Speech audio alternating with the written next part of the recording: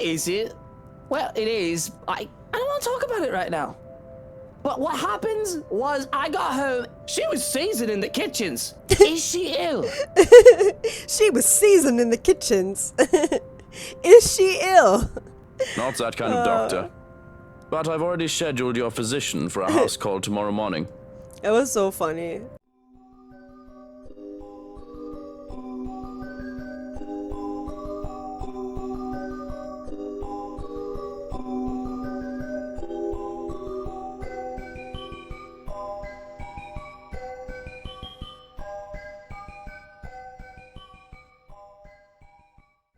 Hey guys, it's Katie and welcome back to The Letter. In the last episode, we're in the mansion's study. Luke holds up the paper to Isabella, expecting answers from her, thinking that she might know a way out of this situation. They come up with an idea to burn the mansion down, but Luke protests, saying that this mansion's worth a fortune. Zach brings up what Professor Andrew had told him about the sacrifice, but the only person that the ghost woman wants is Luke, and there's no way in hell Luke is just gonna let the ghost woman have him. The whole atmosphere in the mansion gets worse, and they can hear the victim screaming throughout the rooms. We get a choice to either burn the letter or burn the mansion down, and I decided to burn the letter first because the game is called The Letter, so I thought, we should go with the letter the first time for the playthrough. And once Luke burns the letter, the woman shrieks and then the mansion returns to normal. And then we get the epilogue. We get to know what happens to the characters after they burn the letter. So we start a new game and we're making subtle different choices in the timeline. For Isabella's chapter, we went with the priest instead of going to the professor to get help. Isabella goes to the mansion and she meets up with Zach and Father Norman. When she gets there, she thinks she lost the keys to the mansion, and then she falls into the door and then it's open. So we run into Rose, Hannah, and Luke, and it seems like they are there to talk to Rose about the mansion. Rose kind of asks Isabella why she's there, and even Luke wants to know, what are these people doing in my house? Isabella tells them that she brought a priest along to bless the house, and the only person that agrees with her to do this is Hannah. So we were able to bless the house. So after they're done blessing the house, Zach asks Isabella if she wants to go hang out at the park, and he ends up getting her some cinnamon rolls. Then we go into Hannah's chapter. We get to the part where Roschelle confronts Luke, and we have the choice to either stay with Luke, give him another chance, or take a break from him. And this time we chose to take a break from him. Rebecca and Zach take Hannah out of the ballroom, and Rebecca goes back into the ballroom to get Ashton or something like that. So Zach and Hannah are alone by themselves, and then they get to talking about parties and dancing. And so they end up having a little dance together. It was kind of cute. Then we get into Zachary's chapter again, and the choice we make is we decide to show the pictures to Hannah instead of Ashton. So Zach goes over to the mansion, and he rings the doorbell, and I guess it's pretty early in the morning because Luke comes out, and he's really angry that Zach is at his house so early in the morning asking for Hannah. I don't know, I think Luke tries to lie to Zach saying that Hannah's gone, but then she shows up to greet Zach or whatever. So yeah, I think he was lying about that. So anyway, Hannah invites Zach to go out shopping with her and Marianne, and they leave the mansion, they go downtown Luxbourne, and they go to a few shops. Hannah ends up telling Zach that she is pregnant. So because of this, I decided not to show Hannah the pictures because, eventually I'll choose the other option, but I just felt with her telling Zach she was pregnant and stuff, it'd be kind of weird for him to be well, look at these photos and, your life's in danger and this and that. I don't know if she would have believed him. So after we part ways with Hannah and Marianne, we go and see Father Norman at the church. And when Zach goes up to tap him on his shoulder and Father Norman looks at him, I guess he starts calling him a demon and stuff because the ghost girl's standing behind Zach. So that's where we left off. So let's continue. number of people had moved closer, mostly just to gawk. Thankfully, as if to save him from being an utter spectacle, 2 ushers come out, taking him away. One of them, the kid from earlier, shoots me an apologetic look. I can't even return it to him. Anxiety is a powerful thing, a firm little notion that clings, eats and consumes you. I can still hear his prayers even as they drag him away. May he keep at bay and vanquish every evil power, every poison or malice invoked against us by corrupt and envious people. Dang. Then under the protection of your authority may we sing in gratitude. It rings, hums in me as I am left to pick up the pieces of this chaos. Back to square one we go. If there is salvation in this, I hope we find it soon. The moon is well into the night sky by the time I make it back home. As promised, Mrs. Wright had my bike delivered back to my apartment. Found it parked in the rack downstairs with an invitation and a note tacked to it, in fact. Be there, it said. If only it were that easy, but it'll give me a chance to talk to her. About that thing in their house. With a sigh, I let my hand fall to the side of the bed along with the invitation. Belatedly, it occurs to me I haven't eaten anything since I left this morning. And an empty, gnawing ache makes itself known, but I can't bring myself to stand up. Today was a complete waste of time, and frankly, a disappointment. I don't like this.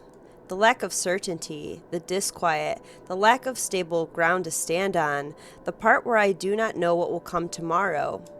Ever since that damn letter, everything has been thrown out of the loop. October 29th, Saturday. London Bridge is falling down. Though the sentiment's a little hypocritical when you think about my little talk with Miss Wright the other day. But that's just how it is. Maybe it really is better if I just... Hey, mister! Leave us alone! What did we do to you? The response never comes, however. It is Isabella who breaks it first. We just thought we should check on you. After what happened to Rose, Please don't tell me something happened again. No, nothing. None so far. And we're keeping it that way as much as possible. Ash, it's not that easy. This isn't some... We don't know that. Let me... The bitter frustration in his tone is impossible to miss, but he catches it as soon as Isabella draws back. He allows himself a moment to breathe before dropping it in one less harsh, more tempered, gentler. Let me look at this first, okay? I agreed to help, but you've got to let me handle things from now on. I already told you everything. There must be something we're not seeing in this just yet. We'll sort this out, but no more silly ideas and running around on your own. You're making people worry more than necessary. Becca especially. So everything's fine? Depends on who you're asking. How are things with you? Anything odd? Good, I guess. Admittedly, how things went down at the housewarming party last night threw me off a bit. I'm not asking about that. Remember the letter thing Isabella's been yapping on about? I'm asking about that kind of odd. I look at him. Gaped, more like. His serious expression doesn't waver, despite the perplexed look I shoot him. There is a brief second I let pass as I wait for the heavens to fall somewhere. It doesn't come. The sky is still bathed in vibrant reddish hues as it waits for the night to arrive. Luxbourne is still the same busy city, and everything in my room still appears as it did a second ago, including the unnerving ticking of my wall clock.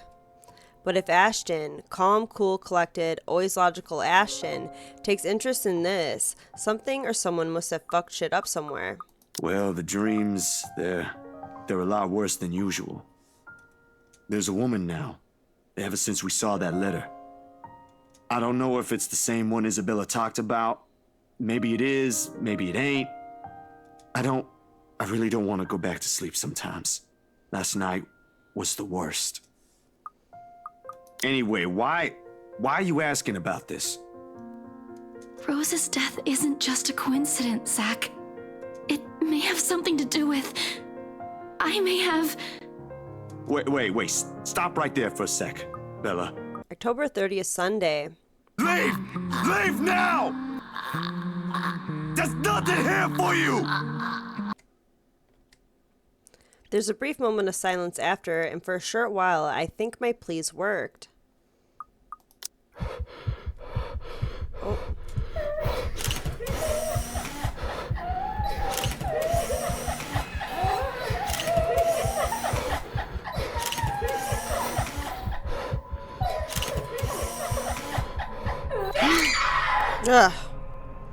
Ugh. The light flashes fleetingly one last time, allowing me a glimpse of her grotesque, misshapen features, before it's once again lost in the darkness. You again! It's bloody 6 in the morning! What the hell is it now? Listen, sir, I know this is not a good time. Oh, it's not a good time! Did you even check the clock before coming here? I bet you didn't! What do you want? You're already dead! Leave us! Nothing. Alright, Marianne. October 24th, Monday.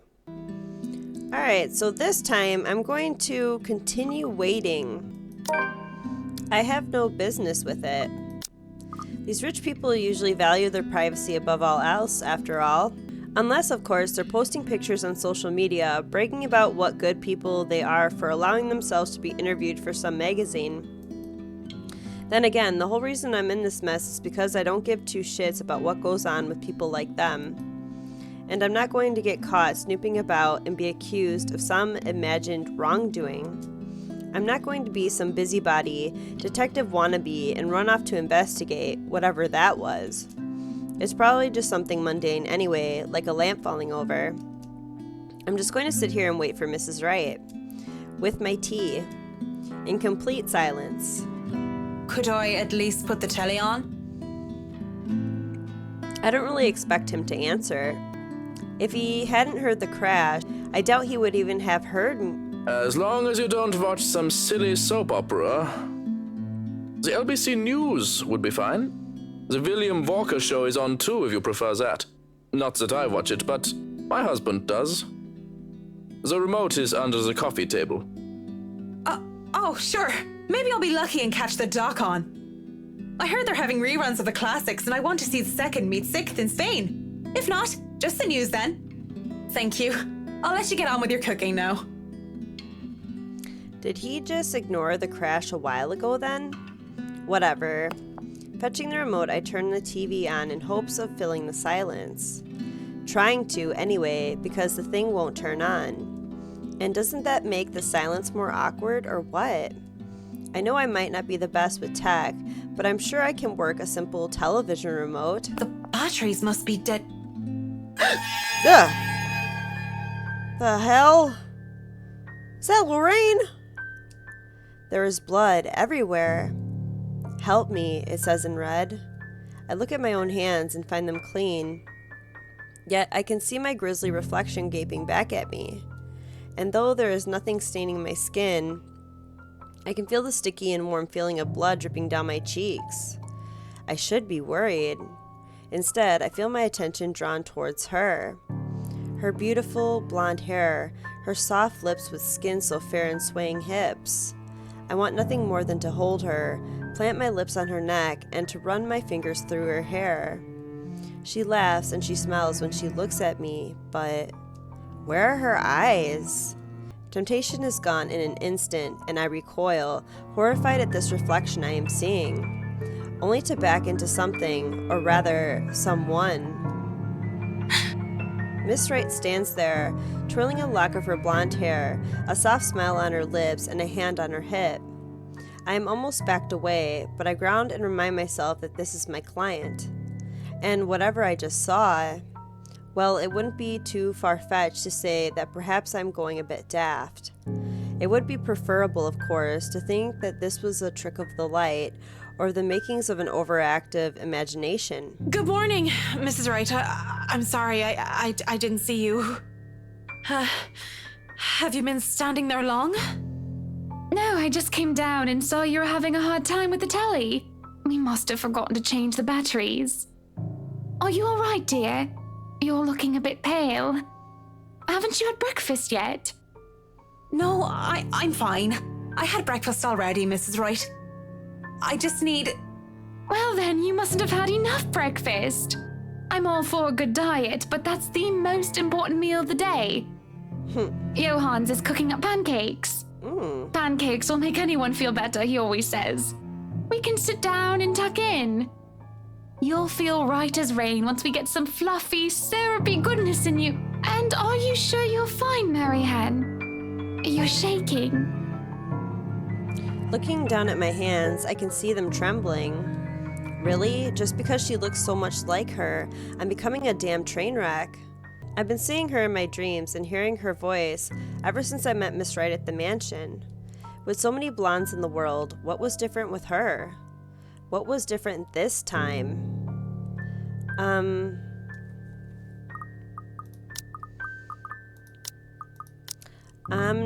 I just remembered something. I just remembered something, that's all. It's nothing to worry about. Oh, she liked that. Are you sure? I am all ears if there is something bothering you. I don't mind a good story, and I don't want it to affect your work performance. Gossipy wagon, isn't she? She should just leave you alone. It's not like you need her. You don't have to worry about that, Mrs. Wright. I say business stays business, and anything else can stay in the doghouse until I'm done with work. I just have to bear through it, don't I? If I tell her that I'm hearing voices, that'd be a fast track straight to the nut house. What else can I do? Saint Diphnah, help me lest I become like her father Damon, insane at the thought of a lost love and mad in the pursuit of another. Shall we talk about your work then? If you'd like. It's on your time, after all. I've been told many good things about you, and I've seen some of your work before. Others speak very highly of your work etiquette. Yet I've never heard of you before, not even a whisper of the McCullough name. Well, I've only been in Luxbourne for 4 years. Tried to make it big in London for nearly 3 years before. And I've only been working these high-quality projects for the past year. I stick straight to the point. It's best to be brief when talking to clients after all. Keep it clean cut as much as possible. Yet at the same time, I have to make it engaging so it doesn't look like I don't want to talk to them. I imagine it hasn't been easy. I can't see why you've moved from London to Luxbourne, though. Job vacancies were fewer at the time, and I had a lot of competition in London. Let's not even talk about the living costs there. But I'm glad I moved here, even if it hadn't been smooth sailing. If I had it easy, I probably wouldn't be working projects like these. Why even bother explaining to her? She won't understand. She's practically born with a silver spoon in her mouth. The woman could probably snap her fingers and have servants attending to her beck and call. She does look the part of a spoiled heiress, doesn't she? It'd be a relief if she's just that. Something that's different from Miss Wright and her. Before she can get another word in, words that may have proven me wrong or right, she looks up at the loft with a fond expression on her face. With just a simple glance, she can put in so much love that I feel a tad bit jealous of whoever holds it. Good morning, Luke, darling. Good morning, ladies. What a wonderful morning it is that I wake up to such a beautiful sight. Alright, Marianne visited the Wrights' penthouse to discuss work with the couple. While waiting for them, as she tried to turn the telly on, she got a glimpse of her horrifying past. Hannah Wright soon showed up, asking a very spooked Marianne if she was feeling well. I do hope you two are getting along. I smell pancakes. I do hope you two are considering a diet just so I can have them all to myself. Don't be a pig, Luke. You eat all of those and you might stop fitting into your tight suits.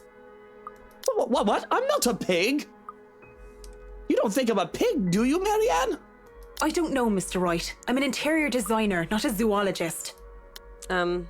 With a saucy smile and playful wink, I can't help but think, you are a bit of a pig, Whiskey. I don't know, Mr. Wright. I'm an interior designer, not a zoologist.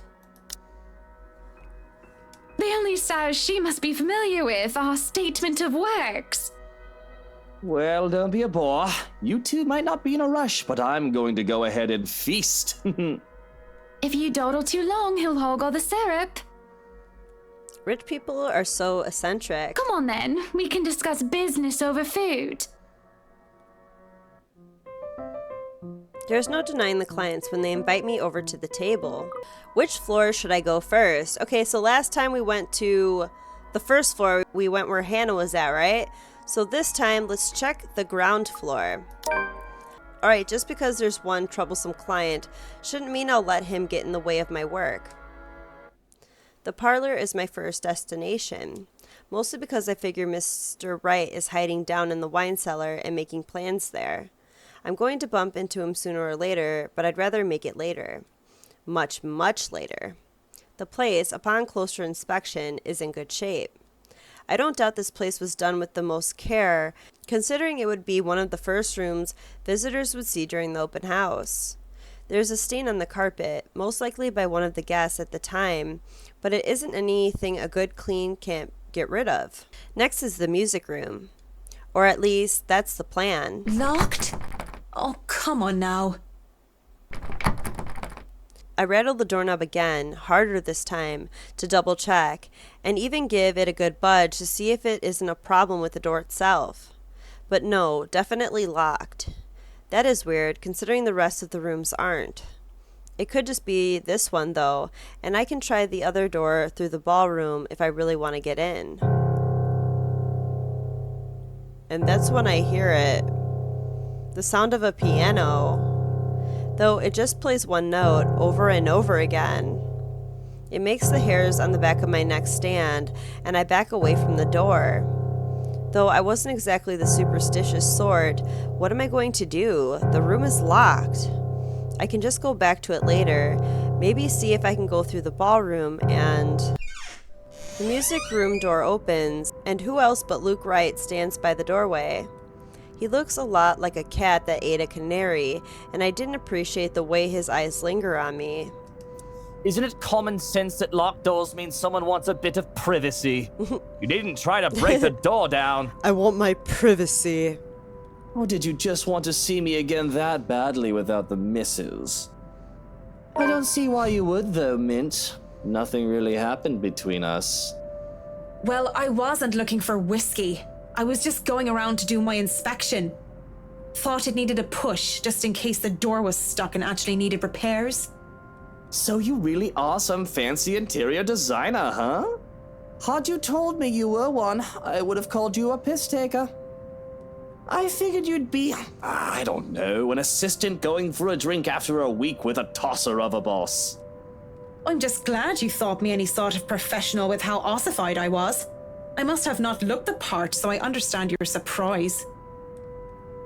He doesn't offer a witty retort, and he grows quiet for a moment. At first glance, Hannah didn't look like some fancy finance manager when I first met her either. She was the pretty daughter of this rich, powerful man. When she was introduced, they told me that she was not there as the man's daughter, but as a part of management. I thought it dubious. All the beautiful women I knew before her, they used their looks to get what they want. And there she was, with all that she could ever need in life, and yet she works hard to earn her keep. It sounds like you admire her. Hearing that, I too can't help but feel admiration for Mrs. Wright. You enjoy your job, don't you, Mint? It helps me earn my keep, as you would put it. A bit strange to say out loud, but it gives me purpose as well. Do you think then that, maybe, Hannah would want to go back to being a working person? Taken aback at his question, I wait for further clarification. What makes him ask this? And why me of all people, right? But when I see that no explanation is coming, I think... Save... You should ask her. Shouldn't you be asking her this? Isn't her opinion much more important than that of someone you just met in a pub a few nights ago? Oh, we like that. Okay. You're a woman, and I figured you might know more. I mean, people are always saying that women are fulfilled by having husbands and having a good home. But then I see ones like you who look happy having jobs. Maybe she's like you, and having a job would be better for her. Just because I'm a woman? You do know we don't all think the same way. But I don't know, I'm not married or anything, but this shouldn't be a complicated matter. She's your wife for how many years? Talk to her. Ask her what she wants. Don't you guys talk during supper or something? That gets him thinking. Or at least, it looks like it does. Well, I should let you get back to work. Thanks for talking with me, I suppose. Right. But anything goes awry if you take my advice. Just remember that I'm not some marriage counselor. So take it with a grain of salt. My marriage goes down the shitter, I'll sue you. Noted. Wait, that's not... Too late. He takes a step back into the music room, shuts the door, and leaves me there looking gobsmacked. He wasn't serious, was he? That man, I don't understand him at all. One moment, he has this huge R's, and then he's this person the next. Odd guy. Still needs a good arse kicking if you ask me. Okay, so forget about going into the music room then. That's fine, he'll have to go out there sooner or later. In the meantime, I can go around and check the rest of the house. All my worries fade when I step into the ballroom. And well, the whole place is just grand, isn't it? I can see why the Wrights made sure nobody else would take this place from them.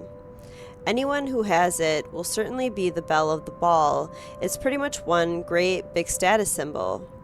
I don't think I can do much of a thorough inspection in this room, so I note it down for later. Moving on to the kitchens, I check the ventilation and the general fire safety in the kitchen. This bit is important for a place this size. I would, of course, suggest bringing an actual fire safety inspector over a more detailed inspection. It wouldn't do to see such a beautiful architecture go up in flames after all. I take measurements of the countertops and cabinets, note down what type of wood they use. They wanted some of these recreated to hide modern appliances. There's a loose floorboard in the farthest corner, and some of the others had scratches, but everything else seems to be in decent shape. My concentration is broken when someone knocks. You can come in. Door's not locked. I wait, expecting Mrs. Wright or their butler to come in, but nobody entered. Instead, there's that knocking again. It's louder and more urgent this time, and I'm pretty sure I didn't lock the thing. All right. I'm coming. Just hold on. When I move to open the door, though, I realize something. The knocking isn't coming from the door, but from somewhere else. The trap door? I pause for a second, waiting, but the knocking has not ceased. And soon enough, it becomes desperate, the dull thuds from before switching to what seems to be scratching. Desperate and insistent at once, as if grasping for respite. Is somebody stuck down there? Zach! Where did that come from? How did it even get down there? That put the heart crossway in me, it did. I love cats, but they have no business giving people a fright. For a second there, all those ghastly rumors about this place had come flooding back. Now, peering into the darkness of the open trap door gets me thinking. And it gets me curious. Seriously though, I should really make sure there aren't any more surprises from down under. I don't think the Wrights would appreciate it if we find a litter of kittens making a house of the wine cellar. Mr. Wright seemed the type to skin a cat if any of his precious wines were to be contaminated. I'm done with the kitchens anyway. Going down a flight of stairs while wearing high heels is always a bad idea. Descending into the dark underground only made it worse, but I managed anyhow without any major slip-ups. These stairs need work, that's for sure. Surprisingly, the wine cellar is in good condition. No water damage from last year's flooding, and apart from the dust and cobwebs that have accumulated, the place will likely hold for several more years. Racks and barrels line the walls, making the spacious room look smaller than it is. I'm no expert, but it looks good enough for immediate use without any further additions. Bloody whiskey will be having a field day. I think so anyway, until I find something crunched beneath my feet. Whatever few bottles were left behind here are now nothing but glass under my heels. The cat's fault, I'd wager. And it made a downright mess, with red slick pooling from the remnants of a good drink. There's a lot of the stuff for it to have just been a few bottles, though. A whole trail of it flows from one end of the room and I follow, fully expecting a leaking barrel or a whole upturned rack. Instead, it just keeps going on, and it stops in a large puddle at the very back wall. What a waste of wine. Why is it so sticky, though? Ugh. It's thick, too. Nothing like wine. Of course, it could just be mold. Maybe it's not wine. Go on, touch it. I dare ya. Despite it all, I find myself answering. Because it's her voice. Amy Lorraine. Lovely Amy. Pretty Amy. I can imagine her standing there with me, laughing and pestering me as I did my work in the way only friends can. She was my friend, and only that I had at St. Samanthan's. I was a scholar, the charity case, in a school for privileged and prestigious young girls. They all looked down at me, if they cared to look at me or acknowledge my presence at all. All except her. Sometimes I wish for the good old days when we were friends. Now she's nothing but a ghost, though I try so hard to get over her. I really, really do. What am I, 5 years old? Oh, damn it, it's stuck under my shoe. I double dare you. Hell, I double dog dare you. Don't be such a scaredy cat. It's probably wine. What else could it be? Blood? Don't be ridiculous. Why would there be blood down here? If I was the joking sort, I would have said it might be the reason why the previous owner sold the place. Maybe the ghost stories are actually true, and they wanted to get away from the walls that dripped of ectoplasmic goo and whatever other ghouls haunted about. Doubt it. I hardly believe in any of that voodoo nonsense as it is. But as I stare at the mess at my feet, probably looking like a fool while I'm at it, I notice something strange. It isn't visible unless one is really paying attention, but I can see the red gunk seeping through a crack in the wall. What's this then? I worry about structural damage and damage to the foundation. I worry about the wine cellar, as the wrong conditions can lead to deterioration of its contents if temperatures and humidity are not controlled. Up until I see how clean cut the crack is. It runs along the edge of the wall and vertically along it, where a door would be. Pressing my hand against the wall lends credence to the idea as I try to feel where it would give way. Ooh, could it be an adventure then? A secret passage? There must be a hidden switch somewhere. Go look! This is the most interesting thing you've done by far. If there's a hidden room here, that could certainly explain the discrepancy in the mansion's floor plans. It wouldn't be too far-fetched to think that there could be hidden rooms and passageways all over the house if we're to follow that logic. And boy, isn't that exciting. This feels like something straight out of a game. Really now. Suddenly, she touches my arm and I flinch away in shock. That shouldn't be possible. I understand auditory hallucinations, maybe even visual hallucinations. But that was... You look surprised. What's wrong? You? That's not possible. You're... dead. Aren't you happy to see a dear old friend, though? I'm hurt, I am. What the hell is going on here? Oh, isn't it obvious? I've come back for you. So that we can be together again. I don't think so, girl. Not yet. When she touches me once more, I recoil. What does she mean, together again? She's dead. No! Leave me alone! Leave you alone? But I just got here. Turning around, I'm met with the Wright's butler, who looks at me with an indifferent look. And when I look back, Lorraine is gone. I wasn't talking to you, just thinking aloud is all. You should really avoid talking to yourself, Kint. Do more of that and others will think you're insane. Yes, Thank you. Is that all you're here for, or has your master sent you running down here for something? Oh, no, I am just down here to admire the place. I've not been inside before. I thought I would look around before we return to the city. The car is already running, you see, and I suggest you go back to the foyer, unless you wish to be left behind. It seems you are in good company already, after all, with this house and your imaginary friend. Wait, we're leaving already? But I haven't finished inspecting the rest of the house. Be that as it may, there's a sulking man-child up there who wishes to go home. We are all subject to his whims, lest he throw a tantrum. I can't help but smile at that. He's a strange guy. I still can't imagine how he can work for a guy like Luke Wright, though. I imagine the blonde arse ain't an easy guy to get along with. Whatever the butler was having to tolerate that, I want 10 of it. And we wouldn't want any soiled knickers or spilled milk. Why don't you go head on and I'll be right there. Very well. Do be careful on your way back.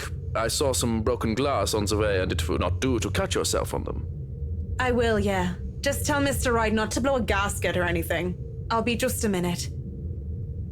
Speaking of blowing gaskets, there's something else dangerous here. Whatever is behind that door, it could pose some problems. Best case scenario, it only ruined good stocks of wine.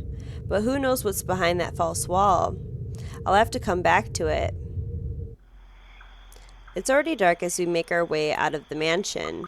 The curious thing in the wine cellar, which is stuff I'd only read about from fucking horror stories. And her. I should feel the slightest bit hesitant. I was lucky. I've seen enough films to know what happens when a promiscuous woman enters a haunted house. October 26th, Wednesday. That's the mirror from my dream. Alright, let's see.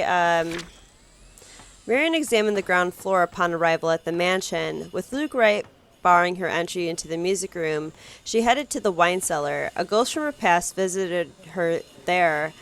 Despite that, she gave her word that she would see through the project until the end. October 28th, Friday. Please, I just lost something the last time I was down there. It's really important. 15 minutes. 9, 10 minutes. Any longer and I'll pull you out of there myself. I almost hope, in a morbid and twisted sense, that Lorraine would just be standing there waiting for me. It would be just like her to joke about how inappropriate meeting in a dark, secluded area is. But just like the broken bottles and wine that was spilled on the ground before, no trace of her can be found. Lorraine! Where are you, Lorraine? I miss you, you know? Only silence replies. Funny that when you want to find something, that's the time when you can't. The thought that I wouldn't be able to see Lorraine one last time fills me with such despair. Sure, it was crazy to come here willingly in the first place, but all I'm really looking for is closure. And if I can't see her, the least I can do is offer her a prayer. On the verge of tears, I kneel in the middle of a dark, damp wine cellar and put my hands together in prayer. May God grant her eternal rest and... That is when her laughter fills the air. It rings along the walls until it echoes in my head, and like a siren song, it draws me in before it comes to a stop upon reaching a dead end. Ooh, could it be an adventure then? A secret passage? There must be a hidden switch somewhere. Go look! This is the most interesting thing you've done by far.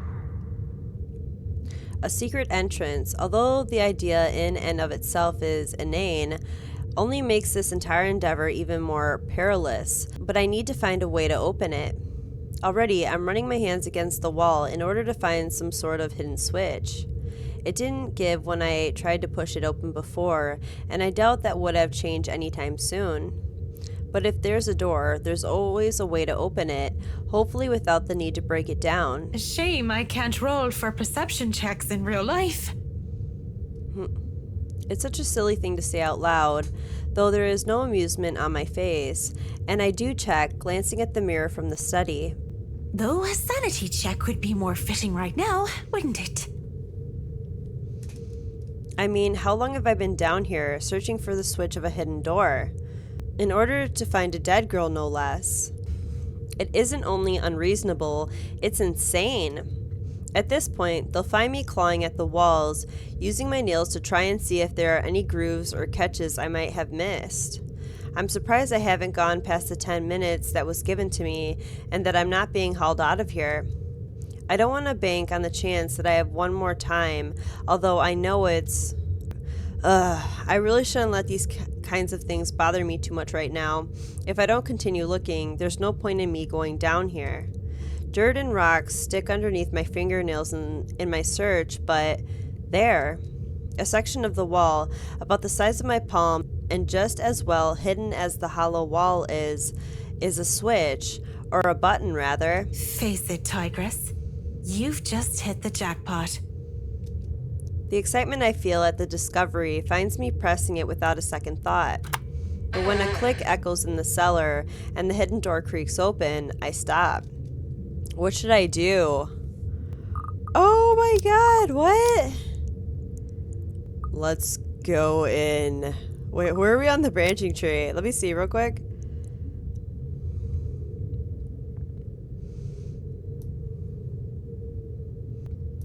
This is like a completely different ending. This is so crazy. Let's go in. No time like the present, eh? I have to hurry and... Ugh! I turn around when there's a crash. In my haste, I bumped into the mirror, making it fall to the ground and shatter into 100 pieces. And shit, I hope that isn't an original piece. I don't think my insurance will be able to cover it. I can probably find an imitation to replace it, and... The door slams shut behind me, and I nearly have a heart attack because of it.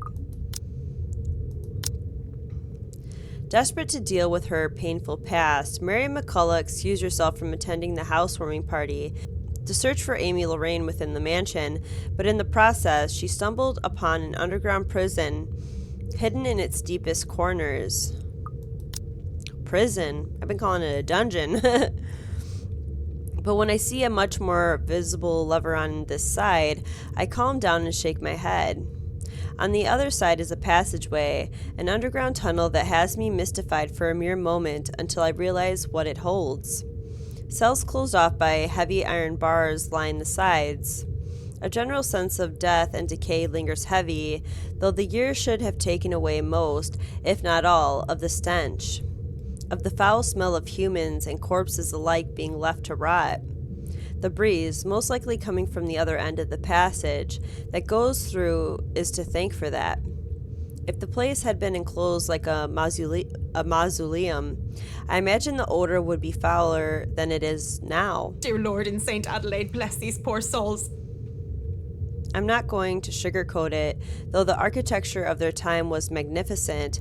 Human rights wasn't exactly a big thing back then. And if the Ermengarde mansion had a place like this hidden away, who knows what sort of heinous acts were done down here. There's no time to dwell on it further, though. Not when... A ghastly thing, a corpse of a woman leans on the wall.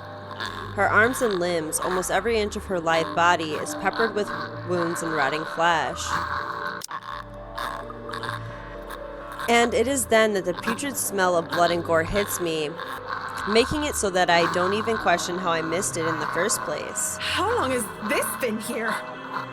Oh, that smell. Oh, you're a nasty one, aren't you? I flinch as the thing twitches. And as soon as it opens its eyes and looks at me with a smile, there's nothing on my mind but horror. I break into a run. I try to keep on running, no matter how much my legs and feet scream at me to stop. I keep going, even when I look back and see nothing of her anymore, because I can still hear her. The scampering of her feet, the words she tries to form with her bloodied mouth, and the painful sounds of bones grinding against each other as she moves closer and closer to me. How long are these damn tunnels? There's a split second where I know that thing is right behind me, a strange sensation creeping over my limbs when her presence looms over me. And then suddenly, I can't even do anything before I'm yanked by the hair and pulled back. Still, I struggle up until I'm thrown to the side like some rag doll. I hit the ground on my side, and the musty smell of old hay that reaches me is my only indication that I'm still alive. Please don't hurt me. My body hurts and I keep my eyes shut tight, afraid of what might happen next. What's wrong, Marianne? Are you really afraid of little old me? There's a flash of hope. She can help me, save me from that thing. But as I see her smile, the same one that thing had, I know that this isn't Lorraine. I'm a fool to think so in the first place. It never could have been her to begin with. The real Lorraine is dead.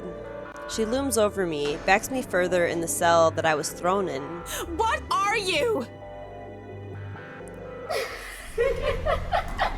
Lorraine turns and shifts into that thing from before.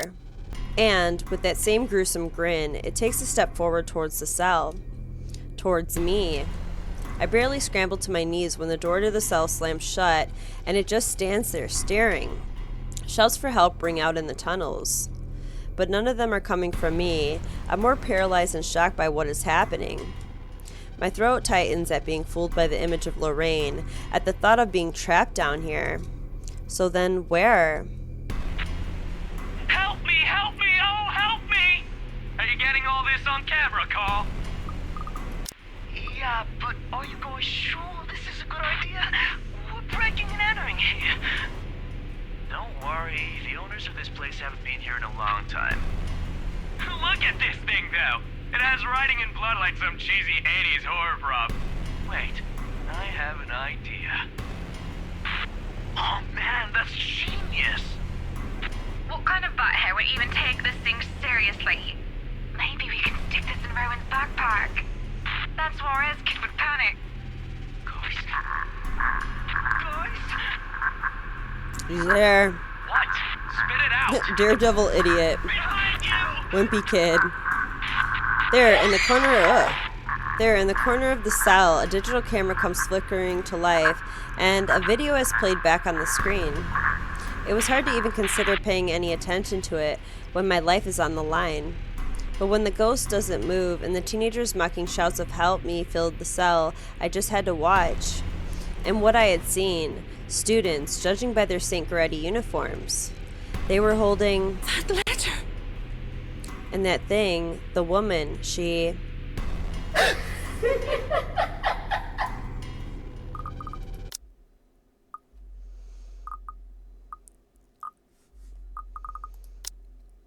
While trying to escape the Phantom disguised as her friend, Marianne discovered an underground prison hidden in the deepest corners of the mansion.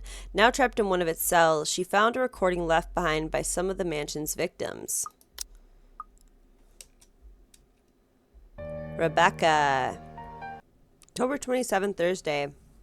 Alright, so this is where in Rebecca's chapter we're gonna have Ashton and Rebecca get together. So I'm gonna have to not agree with Isabella.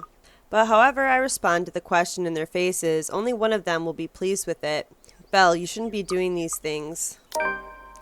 Regardless of Isabella's intentions, curse or not, Ashton has every right to feel miffed. Yep, Ashton liked that.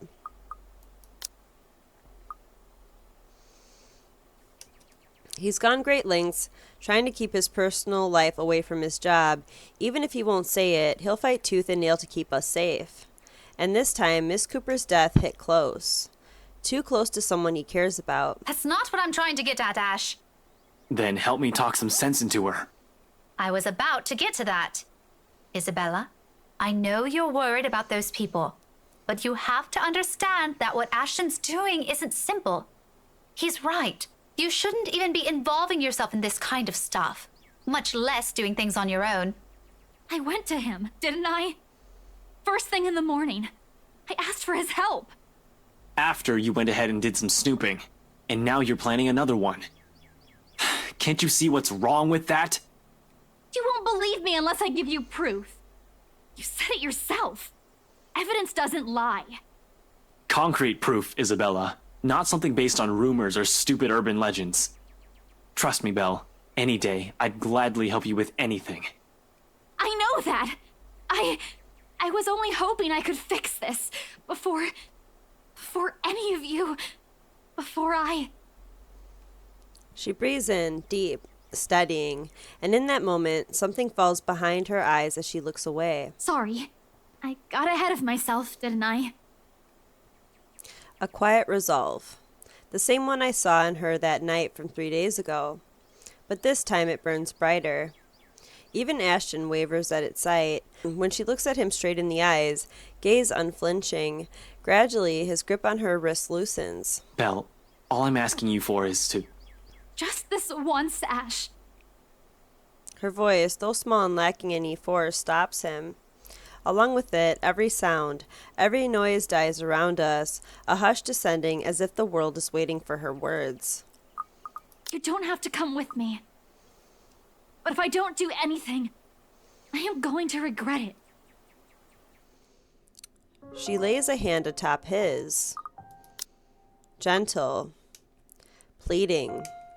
Almost intimate, if one does not consider the circumstances we found ourselves in. Please. Ashton will never tell a soul, will never admit it even to himself, but it's in that short second that his own resolve breaks. The moment the hard edge in his eye softens, and he relinquishes his hold on her, letting his hand fall limply to his side. Wordlessly, Isabella steps back and runs off, leaving only a muttered thanks and a small, lackluster smile. Only after the last of her footsteps fade away does Ashton move, breaking the silence with one of his sharp exhales before reaching up to pinch the bridge of his nose in a gesture of frustration and surrender. I can't believe she just talked me into that. Don't worry, I'll get her back here. He's already poised to leave when my own instinct takes over. I reach for him, gripping his elbow with the same unyielding grip, the action prompted by voices whispering at the back of my mind. He's not going to believe me, but he deserves a word of caution. Who knows where all of this will take us, how all of this will end?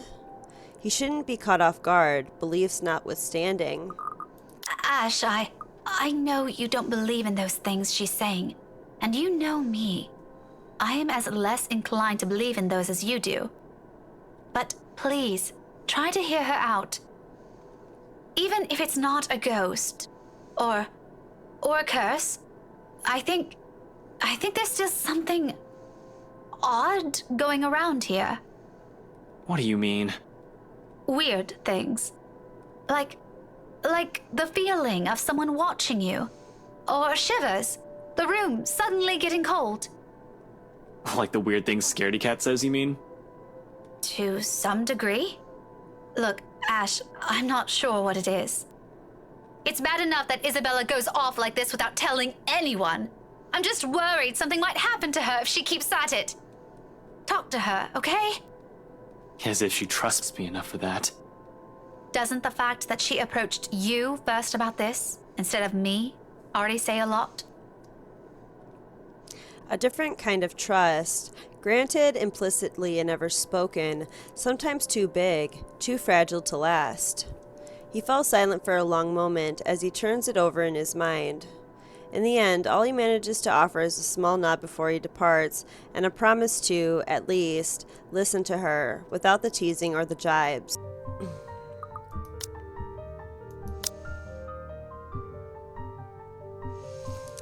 Isabella and Ashton arrived at Samwell, having an argument about the missing BRC employee's investigation. Annoyed by the noise, Rebecca interfered, and in the end, asked Ashton to keep an open mind. Yet, when I glance at her, there's only defeat, a weary slump on her shoulders, and a certain depth to her breathing. Like the fight has already been drained out of her long ago. I don't know since when this has been going on. I don't know either of them well to judge for myself. I'm simply an outsider who happens to have some kind of connection with both of them. But the air of a person who wishes for respite, it's all too easy to see it in her as she quietly watches the commotion carry on around her. In a moment, before I can think it through, I'm pulling her to the side and waving Zachary over to us. Becca, this is a real oh, hey, Miss Wright. Hello, Zachary. I told you to call me Hannah. Did I not? Yeah, you did. Admittedly, this air of familiarity between them catches me off guard. I won't put it past Hannah. Her standing in society compels her to keep appearances, the be nice to everyone sort of thing. While Zachary's growing client base sometimes calls for rubbing elbows with the rich and famous. Although, from the way it appears, this one seems to go beyond maintaining a facade or work. I wonder how this friendship came to be? I'd ask, but we're starting to attract some curious eyes.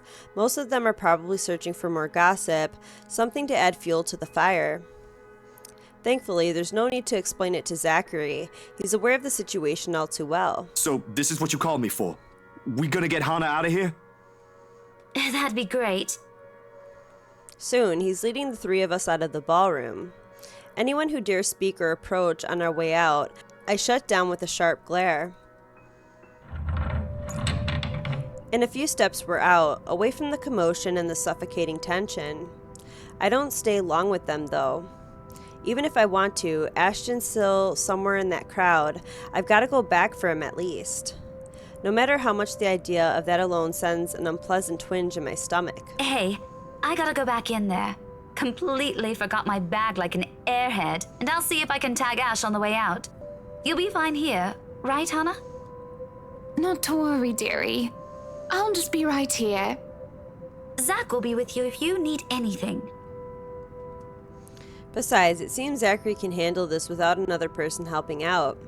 In fact, for some reason, I've got this strange impression I might be intruding on something if I elect to remain. Better to entrust this with someone she's comfortable with. And though it might be a little inappropriate, considering what has transpired, a smile worms its way to my lips as I leave.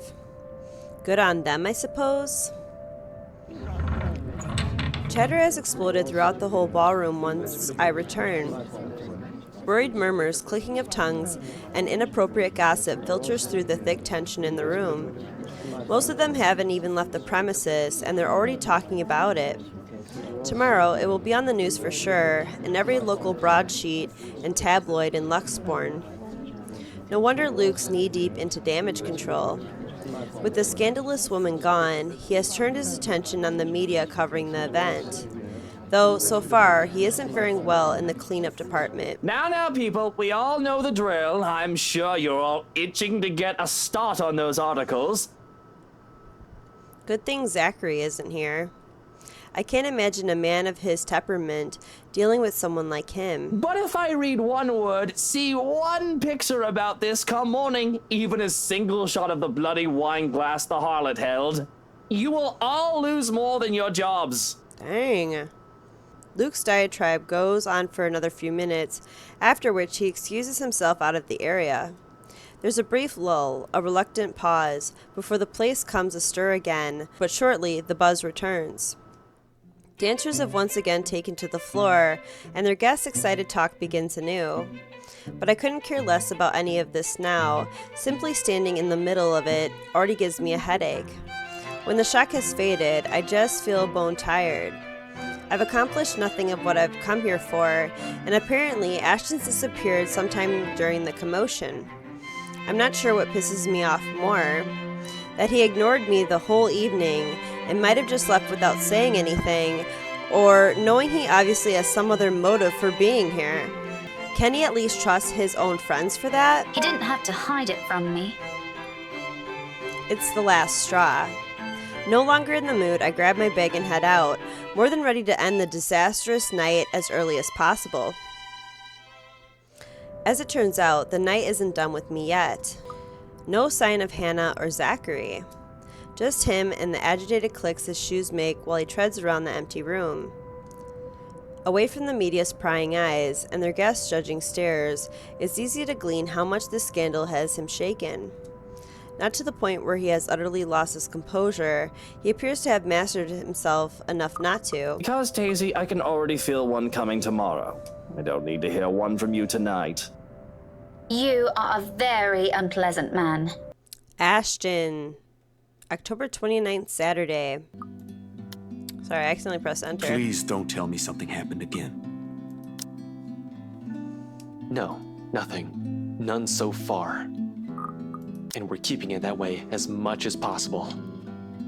Ash It's not that easy. This isn't some... We don't know that. Let me... Sometimes I amaze myself how much I try for her. But what else can I offer her? I was the first one who brushed her off. We've all been given our warnings that day, in that desperate, pleading tone of hers, and I just stood there, judging her. This is the least I can do, perhaps even to make up for all those other times I've hurt her. Let me look at this first, okay? I agreed to help, but you've got to let me handle things from now on. I already told you everything. There must be something we're not seeing in this just yet. We'll sort this out, but no more silly ideas and running around on your own. You're making people worry more than necessary. Becca, especially. So everything's fine? Depends on who you're asking. How are things with you? Anything odd? Good, I guess. Admittedly, how things went down at the housewarming party last night threw me off a bit. I'm not asking about that. Remember the letter thing Isabella's been yapping on about? I'm asking about that kind of odd. As expected, Zach starts to look at me like I've grown a second head. Yeah, I would too, if there was ever a universe where I was standing in front of myself. Because even as a child, I never believed in ghost stories. The lucky charms and mystical objects from my mother have often been stored away or given as paltry gifts to those who would appreciate them more. Well, the dreams, they're a lot worse than usual. There's a woman now, ever since we saw that letter. I don't know if it's the same one Isabella talked about. Maybe it is, maybe it ain't. I really don't want to go back to sleep sometimes. Last night was the worst. Anyway, why are you asking about this? Rose's death isn't just a coincidence, Zach. It may have something to do with... I may have... Wait, stop right there for a sec, Bella. I thought you ain't buying this stuff, Ash. Just the other day, you said the exact same thing. So, gently, I offer, we're just gonna tell her to stay busy because we're on Rebecca's path now for the romance route. Just stay busy and you'll be okay. Ooh, she didn't like that.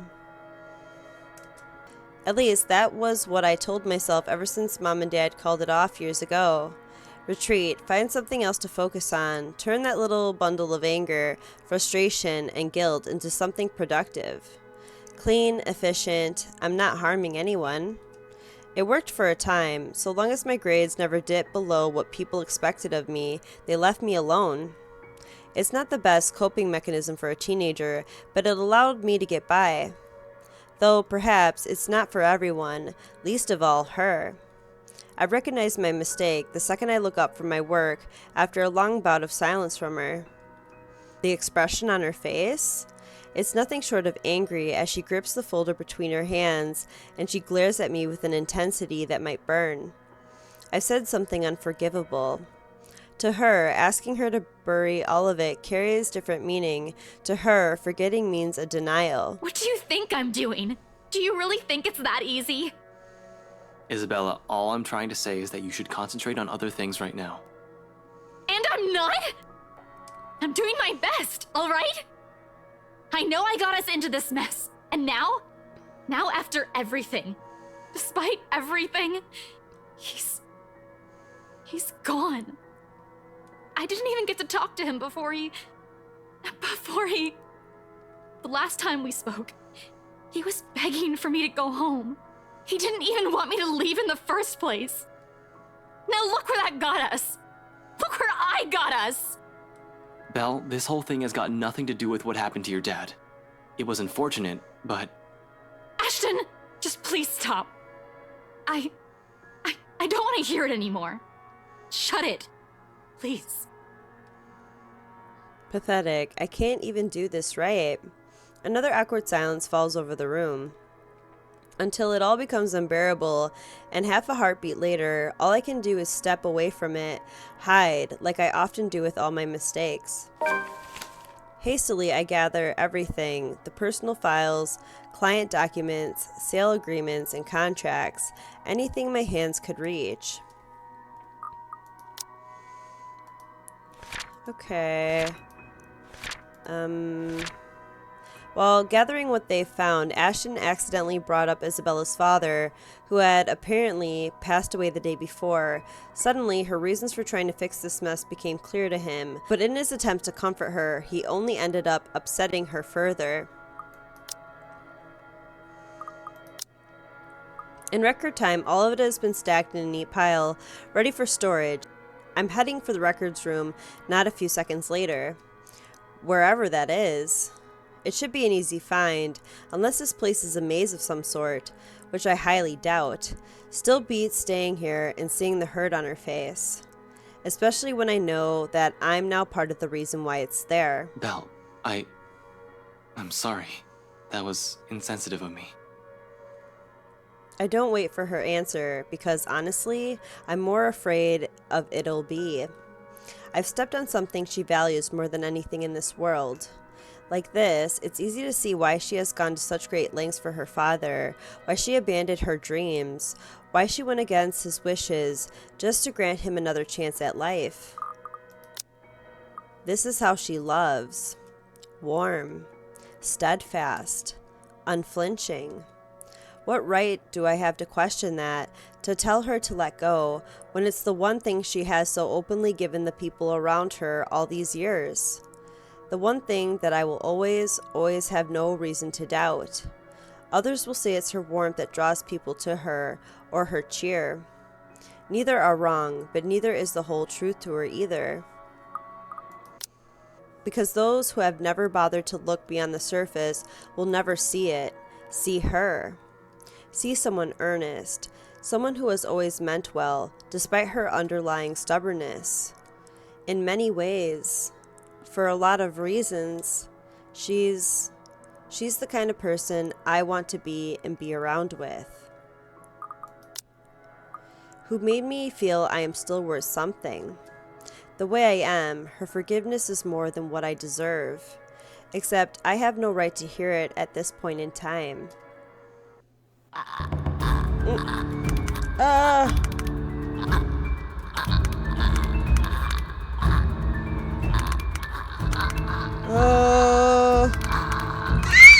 Oh my god! Jesus Christ, I got scared. October 30th, Sunday. Zeman has mentioned dreaming about a woman.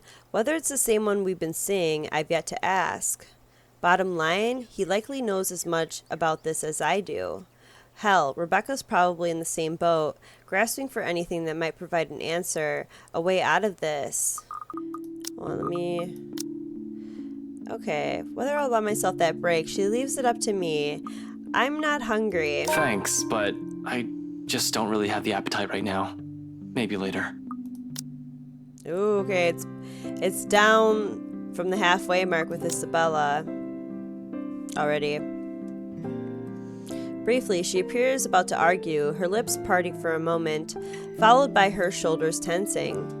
Although, just as quickly as the expression flashes across her features, it disappears. She closes her mouth, and with a reluctant shift in her seat, she returns to her food. Almost gone now, while the air around us changes to something filled to the brim with unspoken tension. Isabella doesn't look displeased, but disappointment clearly radiates from her posture. Thankfully, it doesn't last too long.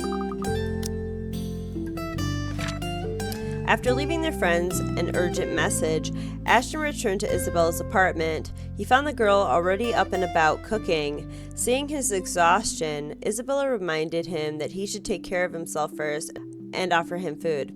With reluctance, he declined, insisting he's not hungry.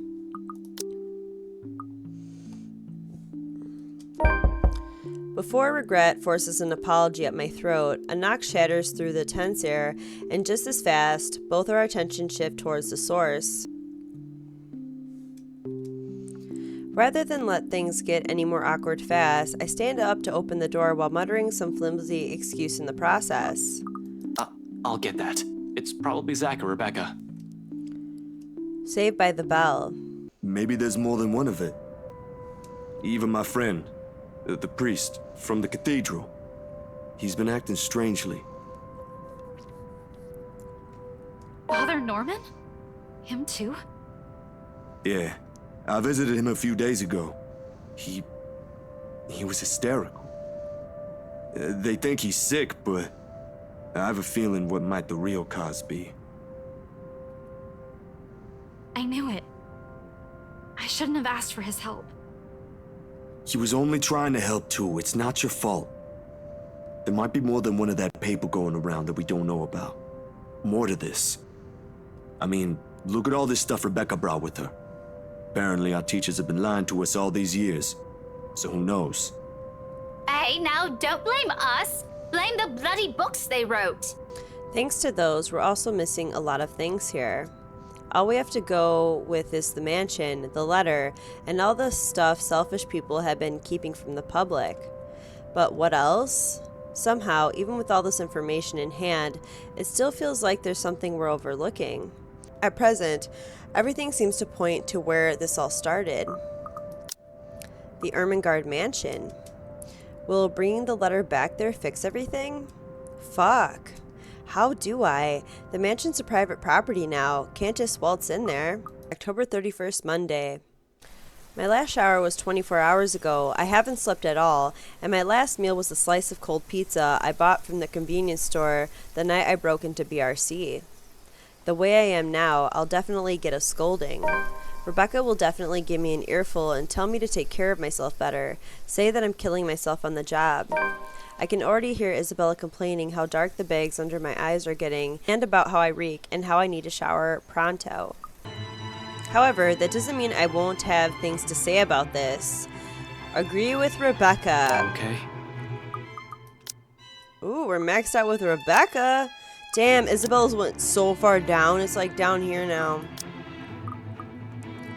Let go, Ashton. Rebecca has a point, though.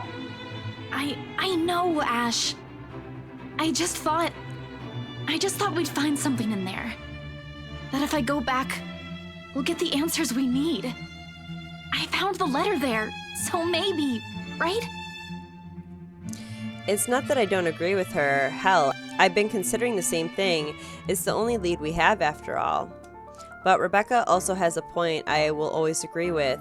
No matter how desperate I am, it's not going to be a simple walk in the park. Who knows what we might find in there? If she comes with me, I won't be able to guarantee her safety. She'll be in even greater danger. Hence, alone. Exactly as I have told Zach. If there's a need to go back to that accursed place, I'm doing it on my own. Whether or not the rest of them agree with this plan is inconsequential. Their well-being is my top priority, and I'm not just about to drag them in there with me. So I tell her as much, despite the determination and desperation in her eyes. Anything to keep her safe. Forget it, Belle. You're not going back to that mansion. But Ash, what about... This isn't up for debate. Do you really think they'll just let you in? Do you really think they'll give a damn if you walk in there carrying that stupid letter of all things? No, but there has to be something we can tell them. Look, I really can't let you do that, Belle. Ash, the people living in that place now, they were with me during the open house. They have to know. They're in as much trouble as we are. I know, but it's risky. It's dangerous. You don't know what you might find in there. Or if you'll even find anything. What if you see her again? What if she goes after you? What are you going to do? For all we know, it might be a dead end.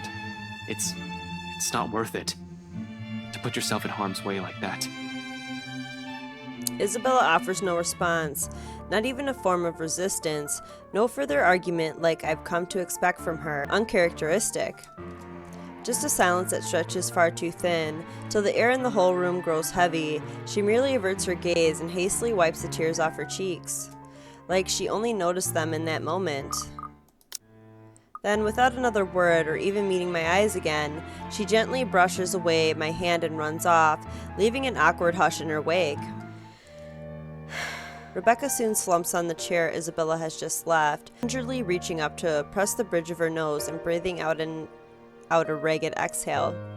Arguments like this have always drained both her patience and energy, usually more than her rowdy students do, despite being no stranger to it.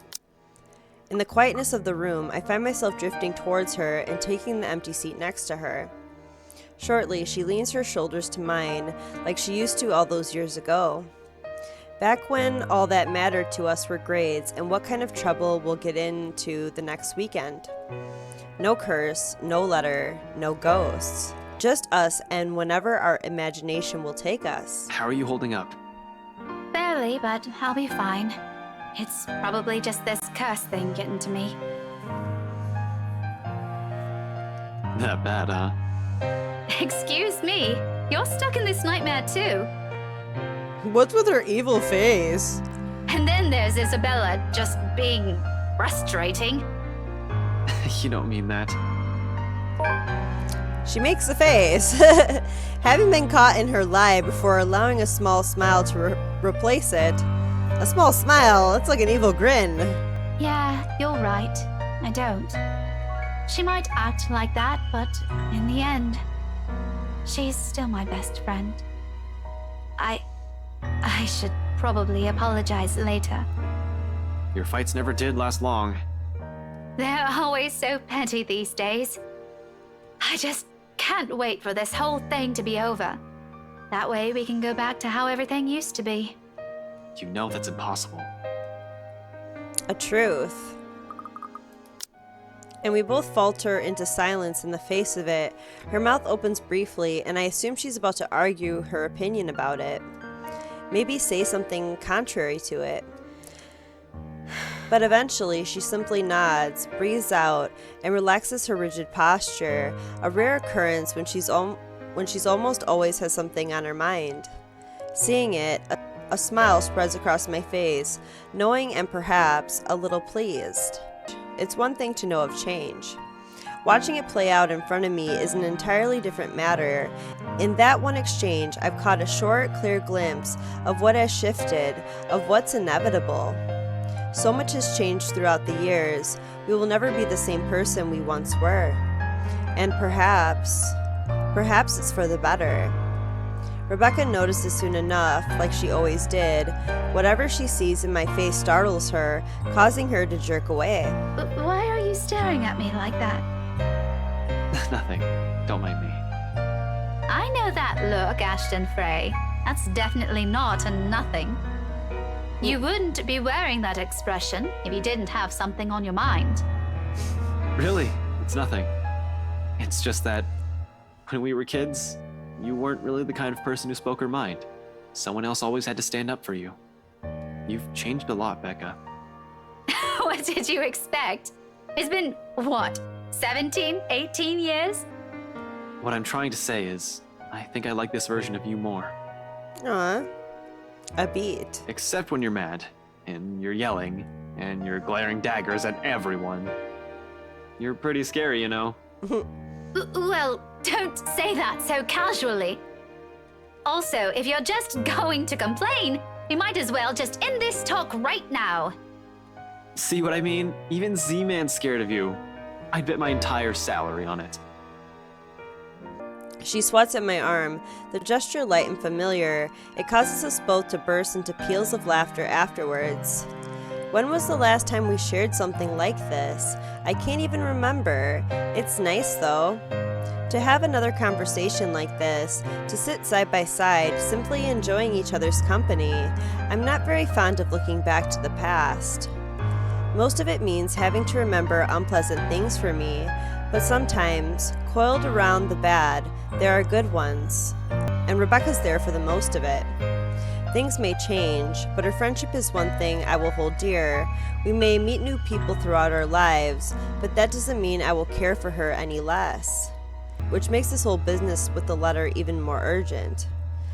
While Rebecca's right, Isabella's reasoning also makes sense. Hell, I've been considering the same thing. It's the only lead we have after all. With what's at stake, I can't let this curse win, if such a thing even makes sense when dealing with the supernatural. Tonight, by any means, I need to go back to that accursed place. Alone, because who knows what we might find in there. Whether or not the rest of them agree with this plan is inconsequential. Their well-being is my top priority, and I'm not just about to drag them in there with me. My apprehension must have been quite obvious in my face. In a sudden motion, Rebecca reaches out and taps my arm. Although she does it gently, it startles me nevertheless, and it's enough to put a worried look on her. For a moment, she studies my face, eyes scrutinizing, searching. But before I can even avert my gaze, keep her from getting a read on me, she straightens, her worry abruptly fading into a look of disapproval. You have a plan in mind, don't you? It's a simple yes or no question. I can easily lie, yet her tone completely belies everything her words mean. I may as well tell her everything. When all is said and done, she's still one of the few people I trust. However, every vein in my body knows she'll be the first one to disagree, put her foot down, and stop me. And once she does, who else will be left to fix this? Zach? Isabella? Her? I do understand her concerns, but there are times when they are misplaced. This complication isn't what I need at the moment. But what am I supposed to say? What is she expecting to hear from me? What answer will satisfy her? She certainly appears like she's hoping for more than a yes or no, for an answer I can't give at the moment. What else then?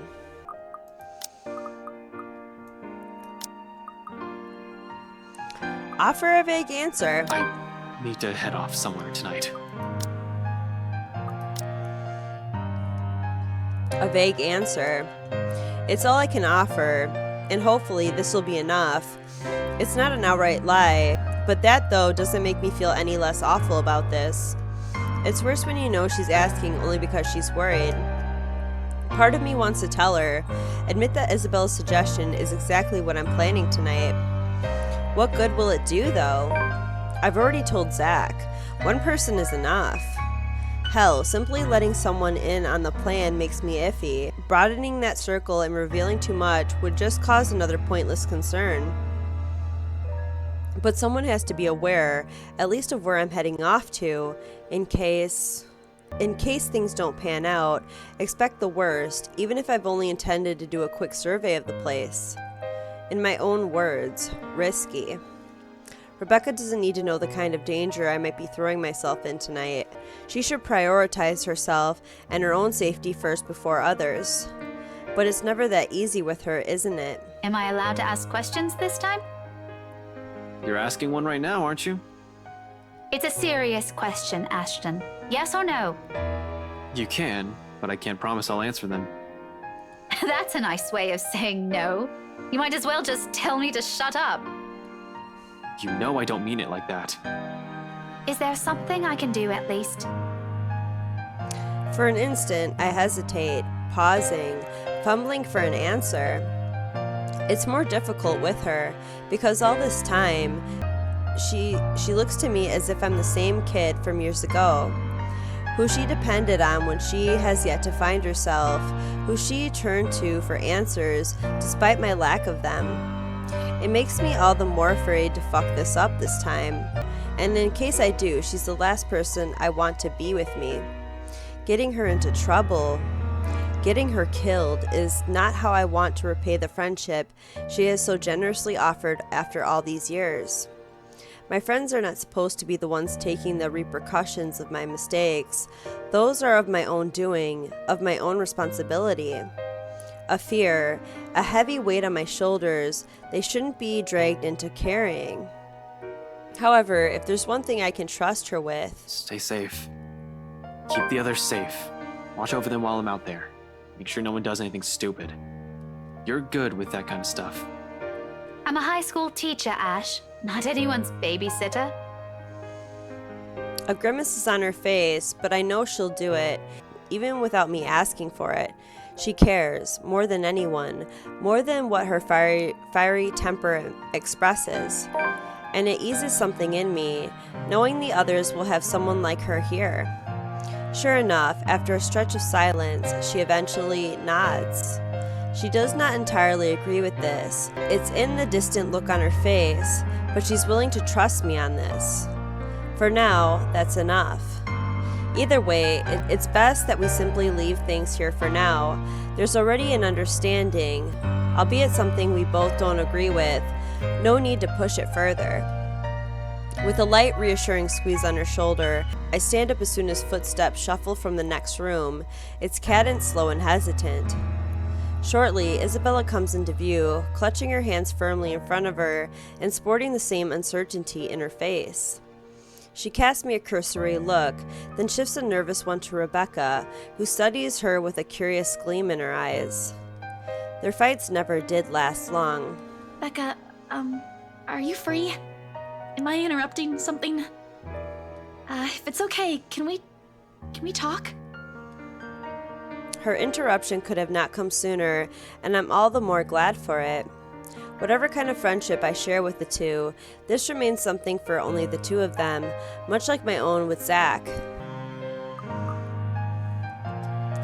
I'm the outsider. They don't need me here. It's all the reason I need. Muttering an excuse and flashing Rebecca a quick, knowing smile, I beat a hasty exit out of the main lounge and leave them to mend things on their own.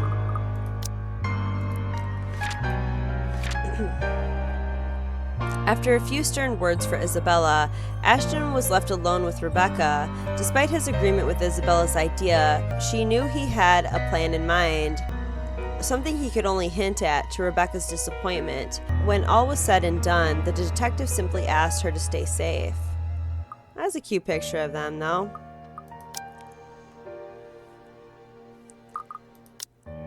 Before Rebecca can say what's on her mind, before the last frustrated glare she directs my way forces me to change my mind. It's another lasting image that firmly etches itself in my memory, one that spurs the conscious, among other things.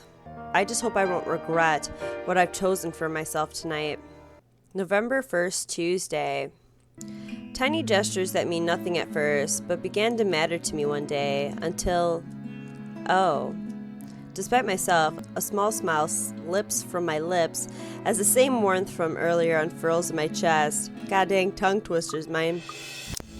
Unhurried, familiar, and bright from all these years I've carried it, but I've never given the words for it. Stop smiling like that, Ashton! I'm not done scolding you! But this time they come easy. I heard all of it. Don't worry. Wait. Supposed to end up with Rebecca, wasn't I? How come I'm not with Rebecca right now? Why? What's going on? Are you really okay? That guy hit you a little too hard on the head. Here, let me... I'm so confused, like... Am I supposed to have a relationship with her? Like, what's happening? Like, that's what I chose. Isabella's all the way down here. Like, shouldn't Rebecca have been the one that saved me or something? I don't get it. I reach up just as she extends a hand towards my face, catching her wrist in a light grip, drawing it closer, and enfolding her hand in between mine. Although her expression does shift into mild confusion, she does not pull away like I'm expecting. She simply stares at me, searching. For her to allow a gesture from me that's perhaps too close, it tells a lot how far things have already shifted in the past few years. Cradled in mine, her hand still trembles. Most of the tremors has already subsided by now, though I doubt it'll fade away this soon. Even as I trace the lines of her palm, in what I hope is a comforting gesture. I'm sorry, Belle. For what? Is this about what happened tonight? You can apologize later, when... No, well, this too, but it's not just about this. Maybe I messed up, like maybe I'm supposed to pick, like, some of the choices that I thought that I had to continue. Like I said, I still wanted their relationships to be somewhat positive. Maybe that messed it up, because maybe I'm supposed to be like negative with Isabella, like have no relationship with her. Where is it at? Like have none of this for me to get Rebecca. That's so weird. I'm gonna have to try again. Dang. It's for a lot of things.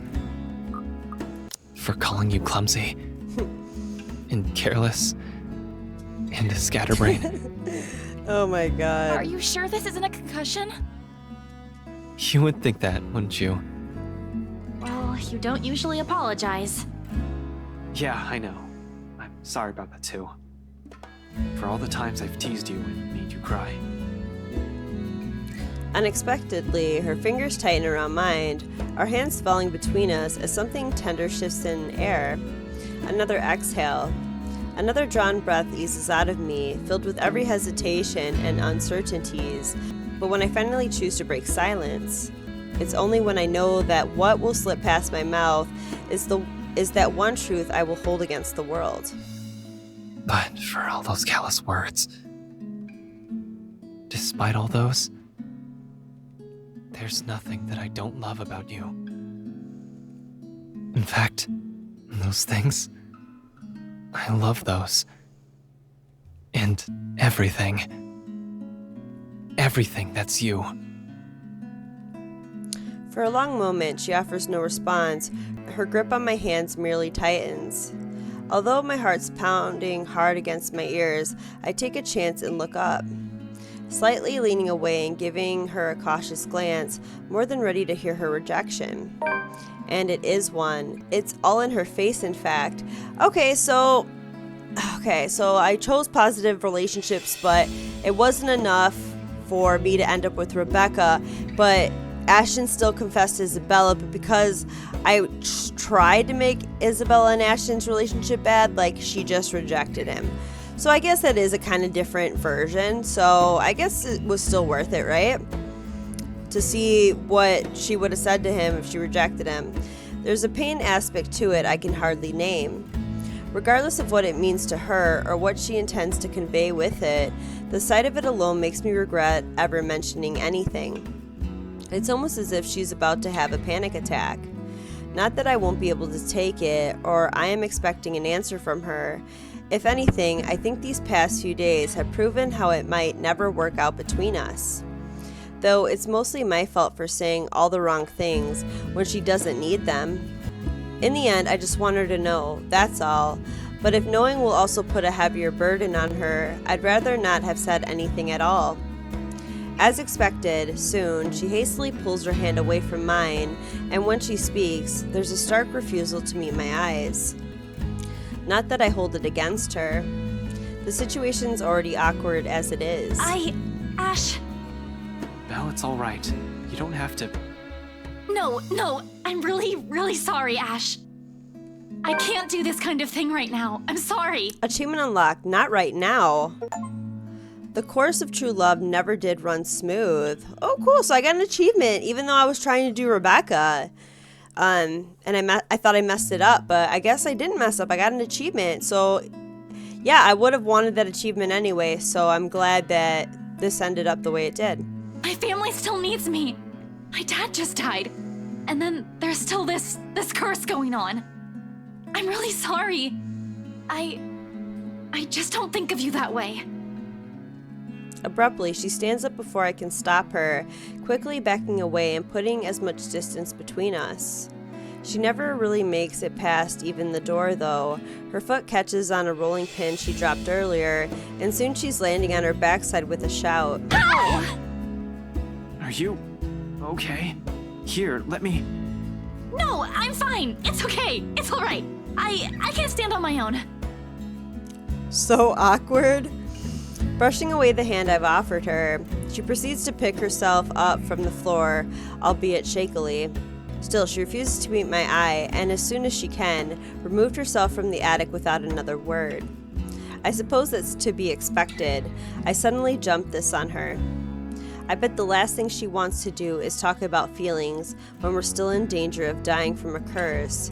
Hell, maybe even forget I said anything. Here's to hoping we still have the chance to fix this after we're done with the ghost problem.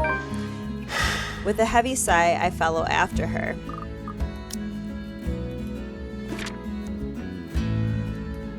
This one, no.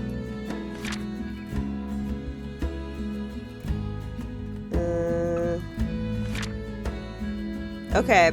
Understanding how much she also meant to him, Ashton took both of her hands in his and apologized.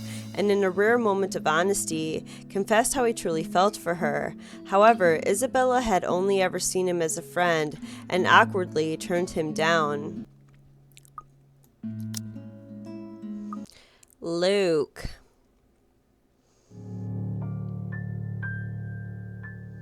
To say that I'm scared of what's happening is a gross understatement. Trouble of any sort is the last thing I want to get home to after a long day of work and a trip to the bar. And when I see Hannah near prostrate, I can only feel dread. She twitches and seizes, body wound and coiled tight before trashing, shuddering and shaking. Like a woman possessed, her mouth falls open and her eyes roll to the back of her head. It has to be the hallmark signs of a seizure. The symptoms are similar enough. And that knowledge, the fact that I know this, only makes me feel worse.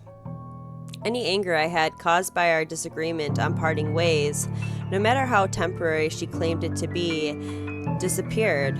The alcohol-induced daze that I felt was brushed aside as I run to help her. None of that mattered at the moment. But to hold her close is all I can do while she trashes about. I know this is wrong, that I'm not supposed to hold her down, yet I do it out of instinct, reflex even. I'm terrified of hurting her, but I see no other way to keep Hannah from hurting herself. It takes a lot to keep myself from running off to get help when she needs me here, and it takes everything I have to keep myself intact. When she says my name, I realize that the seizures have stopped, but that doesn't make the dread go away. Luke, please. What happened here? Who did this to you? I don't know. I'm so sorry. The sight of her tear-streaked face is enough to twist the knife in. It does not help that I'm as lost as she is right now, and all I can say is... Shh, it's all right. You're safe now, Hannah. You're safe now. It takes a bit to go through the house with my inebriated self. That's even made worse by the fact that I had to carry a nearly unconscious person as well. I was about to give up too, up until Shrokin shows up to lighten the load. He quietly takes her from me without question and brings her up to the bedroom. And me? Well, I couldn't bring myself to follow, not right now. Not while I'm drunk and rattled by what had transpired. It's a miracle I was able to help at all. So here I am, sulking in a parlor chair with a glass of wine in hand. I can't even remember what particular vintage it is, and I practically did not care right now. Because when you're already drunk and still have problems, even more alcohol should help. Of course, the butler chooses now to appear and be unhelpful. You know what actually solves all problems? Death. But it is not recommended. Alcohol isn't a true solution either. It's worked well enough for me. I'd like to believe that I get my best ideas while I'm thoroughly hammered. Not everyone might agree, but they can't really do anything about it, can they? With a fuck ton of money comes great power, sometimes responsibility. And with that responsibility comes a lot of reasons to get drunk. Of course, I can just tell responsibility to saw it off if I was feeling reckless, and Christ, I must be really drunk if I'm thinking in circles. I just need something to focus on and I should be fine. How is she? Is she alright? Alright? If panic crept into my voice at the question, I don't let it show. It would be a show of weakness, to be so frazzled, to show so much concern over a woman who is going to put me aside. People like him who work for me, I trust with business but not with myself. Never with that. Only Hannah has come so close. Only she has truly seen the man beneath the facade. Only her actions can wound me so. Sleeping. Aside from a few bumps and bruises, she seems to be fine. A maid is watching over her for now. It is best not to leave her alone. But, if I may ask, what happened? I was in the gardens when I heard screaming. Did you... No, it wasn't me! I'm quick to be on the defensive. I may be capable of a lot of horrible things, but I would never harm her, of all people, no matter how angry I might become. I would never lay a hand on her to hurt her. I didn't do anything.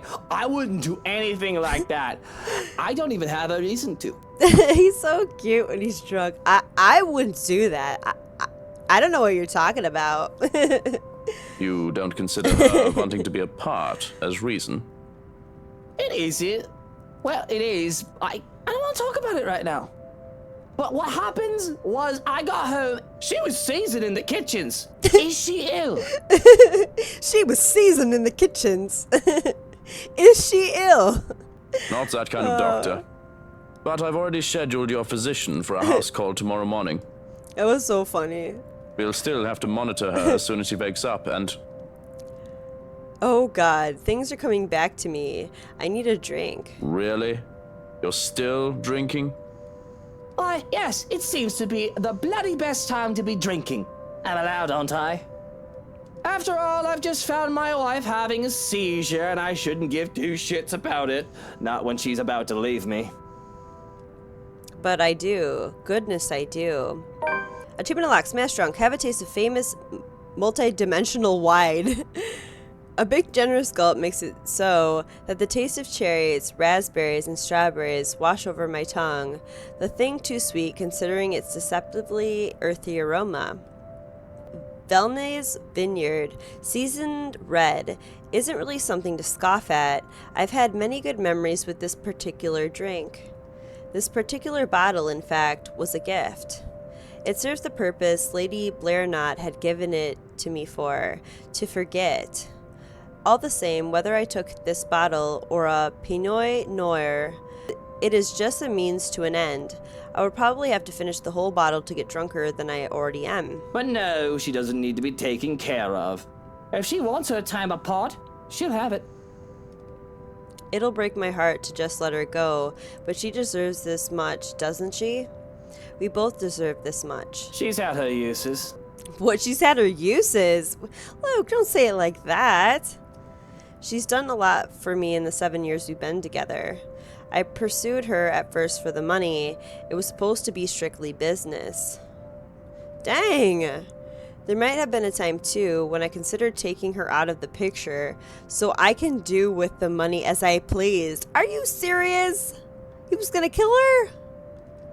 I had planned to manipulate her and I feel horrible thinking about it.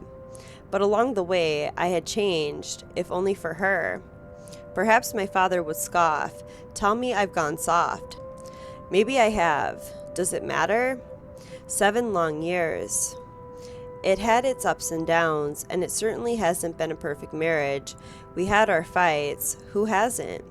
But those small moments where we could just laugh and be our happy selves were always magical. They made all these years worth it, and I had seen many more years to come. So where did I go wrong? I've loved only 2 women in my life. Mother dear, bless her soul, and Hannah, who has been my sunshine for so long. Losing her, I fear that I might become more like my father.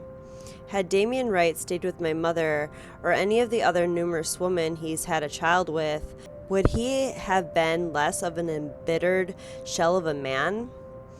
Would having a darling love in his life made him a better person? Perhaps it is bias of me to doubt so.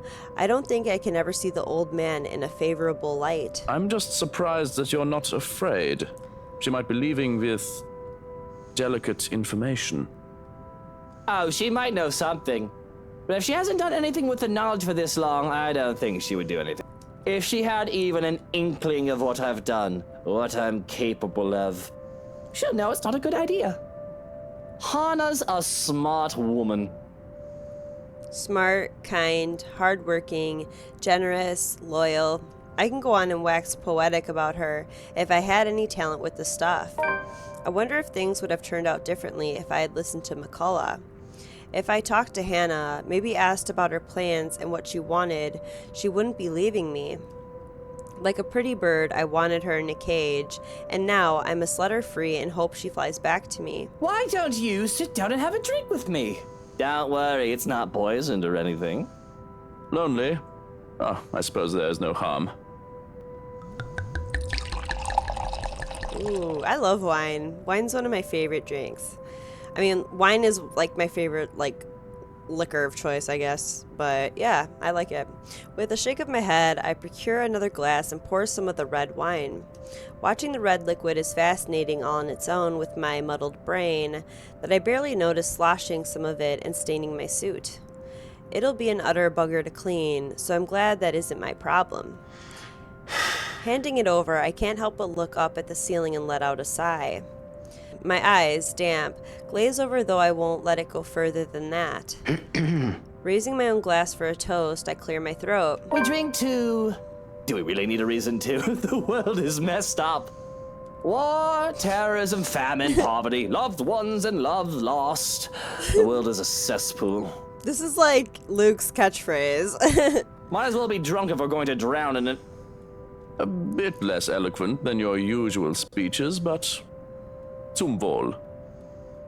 A sip, a gulp, refill. Rinse and repeat until the bottle of Veln has barely a fifth left. I must have drunk most of it because I barely see Shrokin take a sip after his first glass. It certainly feels that way. I don't even think I can stand up, let alone walk. I'm all legless. My mind just feels so funny, and everything else is equally hilarious. Bloody hell, I think I can make out faces of a bald man on the wallpapers. With the butler also standing up, he looks like a skyscraper from where I'm seated. Jesus Christ, I have Sasquatch as a butler. I have a great alcohol tolerance, so this, seeing how I'm a giggling wreck right now, is, I assume, really bad. If there is any sober part left to me, it'd probably shrivel up and die just thinking of the hangover that will come in the morning. But I can't help but get distracted at the sight of the moonlight peeking through the curtains, shiny and shimmery and absolutely splendid. Even if the night brought calm, it is the moon that always enamored me so. It is the second sun, but just as beautiful as my sunshine. I want to go out and look at the moon. Mommy, I can't feel my legs. Oh my god, what? He's like, I want to go look at the moon, Mummy. I can't feel my legs. Mutter, I am not. Luke is so funny. Don't tell me I have to carry you upstairs to bed. You know, Hannah, she told that photo man that I was a trying husband. I can't even. The nerve of them, right? He goes and takes her out shopping, and they give me lip service in return. I bet they were talking shite while they were in the store spending my money. Am I a trying husband, Joe? I wouldn't know. You're not my husband, are you? But you are a trying Dummkopf when you are this drunk. I didn't even do nothing. I did my best to behave decent. Whiskey and mint are just good friends, that's all. And that Roschelle woman's baby isn't mine. I swear, I couldn't love any other woman than Hannah. Hannah must be so tired. I'm a brat, aren't I? She said as such. I don't want Hannah to leave me, Joe. Oh God, she's the love of my life, you know? I'm a shy human being without her. I should... Flowers. Lots and lots of flowers. All of the flowers. Enough to make the Queen's Gardens look like a fucking dumpster fire in comparison. All well and good, but you are not achieving any of that while you are lying on the carpet. Now, if you can lift your skinny ass and work with me. 1, 2, 3. Reminds me of Blue Exorcist with the, like the headmaster of the academy where he's like, 1, 2, 3. But I don't want to go to bed. The moon is so pretty tonight. I should just let you sleep on the ground, Bratwurst.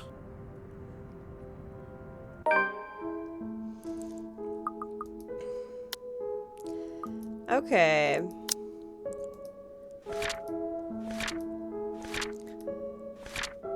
Luke left Hannah in Johannes' care after the incident at the kitchen. Pissed off at the recent events and a possible divorce looming at the horizon, he dedicated the rest of his day to getting hammered, stopping only after his butler intervened. Tomorrow and tomorrow and tomorrow. creeps in this petty face from day to day. Come on, Mummy, wake up! I want to be in that play. Mummy, wake up! You promised that you'd help me practice my lines today. The auditions are tomorrow, so I have to practice. The last syllables of recorded time, and all our yesterdays have lighted fools. The way to Dusty. Mummy, are you... I choke back a scream and wake up in a cold sweat. October 30th, Sunday. But the only horror here is how long Hannah's patience with me will last after the incident at the party. Neither the deafening silence nor the biting chills spreading across every room in the place. There's no place for fear when another set of problems already burns that fuel. So I wait for another second. When no butler still answers my call, I simply yank the doors open myself, perhaps with more force than needed. And maybe it should be appropriately there, considering the person on the other side and the hour he dared appeared on my doorstep. Even someone with half a brain knows not to disturb anyone this early. Brief confusion quickly gives way to anger, and before the bloody photographer can even get a word in, I'm hurling venom at him. It's less than he deserves, really. Hannah will disapprove, scold me for treating the man with such disrespect if she hears me right now. She seems fond of him, after all, treats him like a friend she's known for years. But she's not here, isn't she? What she doesn't know... You! Again! It's bloody 6 in the morning! What the hell is it now? Listen, sir, I know this is not a good time. Oh, it's not a good time! Did you even check the clock before coming here? I bet you didn't! In the meantime, the bigger problem at hand, a hangover. Maybe I'll have some abstinence to temper it, dog hairs, or some wine to help get me back to sleep. It's still early, 1 glass won't hurt. Or 2. Whatever the case, I need to think, whatever that will lead me to. It's nothing. Everything leads to nothing. Except for this pounding headache, as if my mind will burst at any time and leak out of my ears. My vision swims in and out of view. My stomach threatens rebellion, with plans of making me throw up what little food I've taken in, with how my mouth feels, like it's filled with cotton. One would think the fact that I'm hungover would make me the grumpiest person in the room. But as it is, my eyes move over to Hannah, who is stirring sugar into her tea and scowling down at it, all the while as if it has just murdered a baby in front of her. I have half the mind to bemoan my current state and make a fool of myself just to make her smile. And I'm rather good at bemoaning. Not that I would admit that. Why, I'm already adopting the posture of a whiny teenager as I speak, slouched forward with my cheek on the table. Oh, I'm dying! Oh, God, I'm dying! Hannah! Johannes, call an ambulance, please! His character sprite is crying right now. Let it be known that I leave all my belongings to Hannah right knee Evans. Everything but 30,000 quid. But oh, I see a bright light. I see a farm.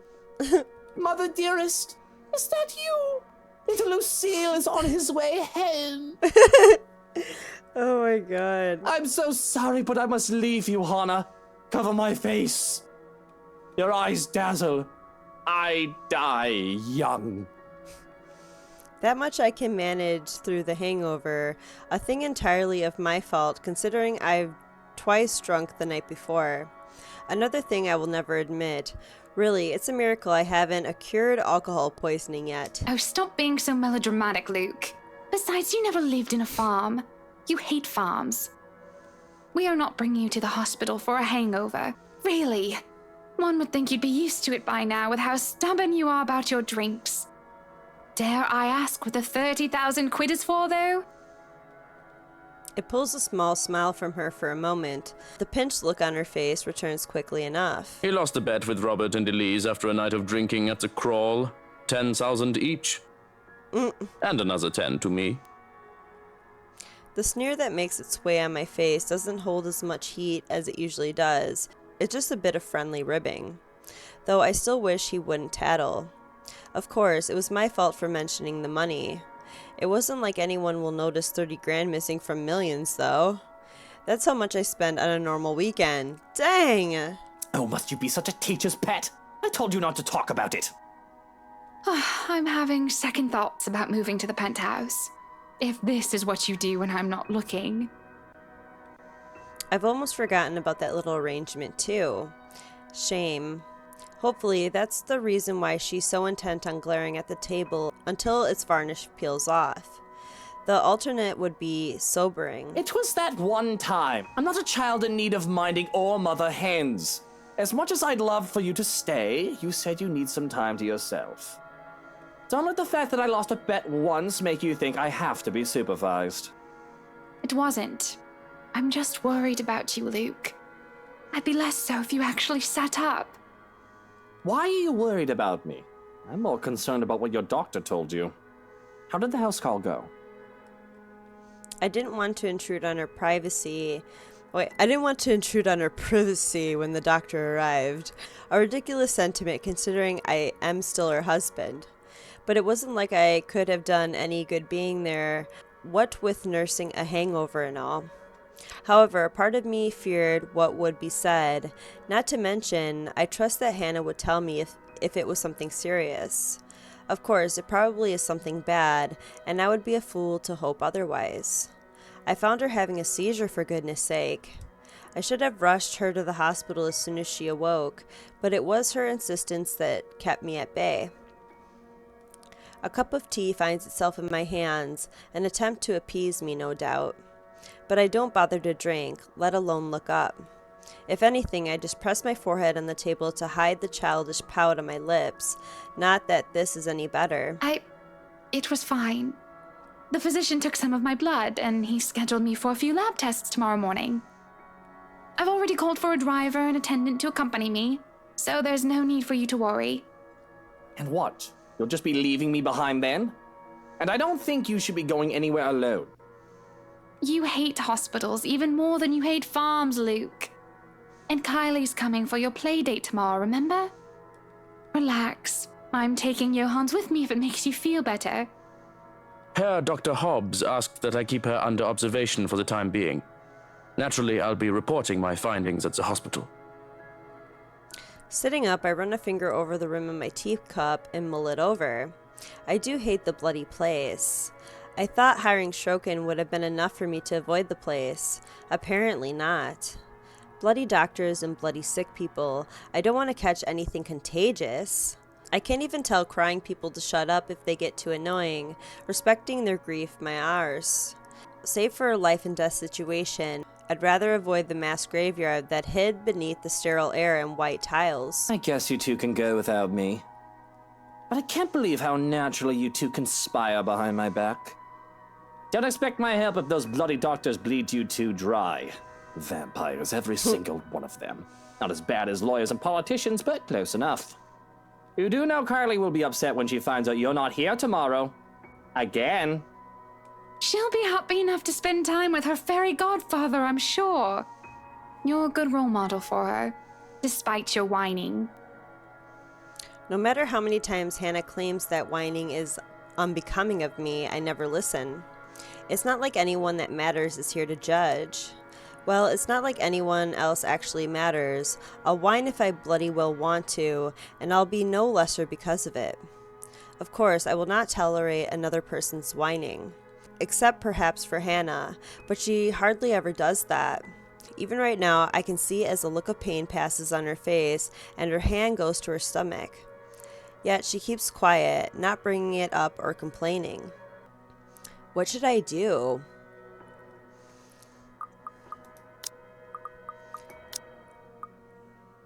Are you all right? Should we be concerned? Maybe we should bring you to the hospital now. I just feel a little queasy, that's all. A bit more tea in me, maybe some more sleep, and I'll be right as rain. I've spent a lot of time around people who lie for a living, and I can't help but feel that there's more to it than just that. Maybe it is just as she says, and I'm overthinking it. But I trust Hannah will fess up before things can get any worse. She's never really lied to me before, nothing big at least. If you're sure, I'm just worried. You'll tell me if anything is wrong, right? You do know you can still trust me, that I do still care about you? I know that. I'm just going to be moving out soon. Even if it is for a short while, you won't always be there for me. Did you finish packing before you... I understand if you haven't, and I won't blame you if you've changed your mind after what happened. You can stay until you feel better. I'm still moving. It isn't like you can't visit to check up on me, although that does somewhat defeat the point. Luke, I'm a big girl. I'm going to get a checkup tomorrow, take whatever pills they tell me to get, and get over it. You really don't need to worry. I'm fine. Oh, I do hate those words. I hide my scowl by taking a sip of the tea, fighting the urge to hurl the cup at the wall. I'm fine, she says. A lie. Apparently, the sour disposition I have, one not entirely born from my hangover, is still obvious. Without saying a word, Hannah puts her hand on mine and squeezes it tight. Her hands are cold and clammy. Her grip is weak. I can see the small tremors that run along her shoulders and the paleness of her cheeks. She has yet to recover from what happened to her. She's not fine. And I'm not either. Fine. I don't need to like it, but fine. I don't think either of us really like it. But I do think it is for the best. Perhaps we should bring you back to bed. The sooner you are off your feet, the better. Is that some sort of roundabout way of saying that you want to sweep me off my feet and take me to bed? This isn't our honeymoon. I need rest, mister. I am aware that this is the farthest thing from our honeymoon. This isn't how things are supposed to be. Hannah isn't supposed to leave. I'm not supposed to let her. And if she ever did leave, it's supposed to be on my terms. Everything is going wrong. But I respect her enough to let her have her space, as she so puts it. If divorce is brought up, however, well, that's another matter entirely. Really now, you shouldn't have gotten up in the first place. Breakfast in bed exists for a reason. Come on then, back to bed you go. Are you going to carry me to bed then? You're far too heavy for that. Johannes could carry you, if you Luke! Can you blame me if I enjoy food too much? I can walk, thank you very much. I don't say a word as she clutches my arm to steady herself. There is no protest as she uses me as a crutch while going up the stairs.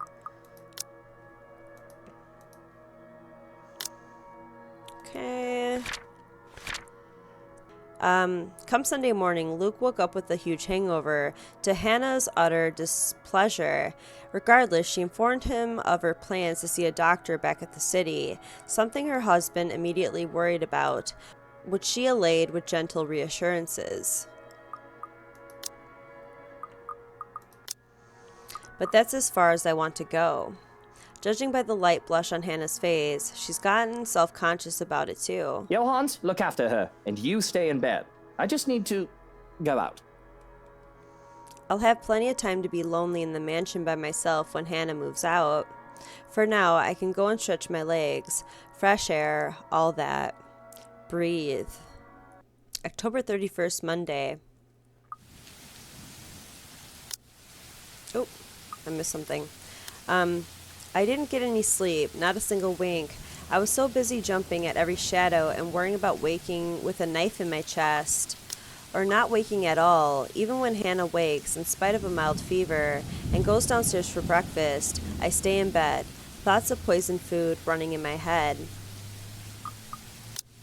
The rain that has started sometime during the night doesn't help the mood. Alright guys, I'm going to end this episode right here. So, we're almost done with the second run through of the game. I want to see how the ending is different. So the next episode we will finish up this second run, and then we will start again And I don't know, I might start going with other choices. And I still want to get Rebecca and Ashton together, so I will show that too. So share the content. If you're enjoying my playthrough of the letter so far, please leave a like. Let me know what you guys thought down in the comments, and make sure to subscribe and click that bell button so you know when I upload the next episode of the letter. Thank you guys so much for watching. You guys have a great night. Bye.